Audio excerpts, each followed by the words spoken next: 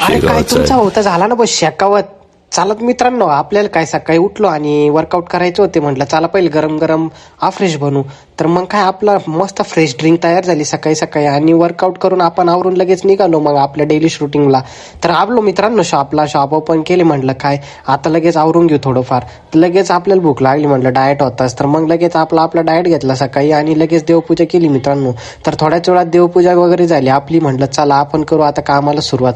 तर उघडलं आपलं बिस्तर आणि म्हटलं चला सकाळी सकाळी आपले देवाचं नाव घेऊन आपल्या कामाला करू सुरुवात. तर मित्रांनो आपले झाले डेली रुटीनला सुरुवात आणि मग काय लगेच थोड्याच वेळात आपण केली मित्रांनो पॅकिंग.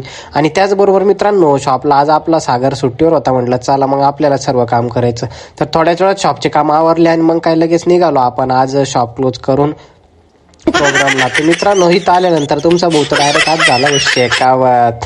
आणि मग थोड्याच वेळा मित्रांनो दशक्रिया विधीचा प्रोग्राम होता. तिथून जाताना आपल्याला बरेच सारे हरणाचे कळप दिसले आणि थोड्याच वेळात मग परत आपण रिटर्न आल्यानंतर शॉपला आलो. तर आपली आलेली होती ऑर्डर आज. म्हटलं चला मग काय लगेच साखरेची गाडी आली होती तेवढी खाली केली मित्रांनो.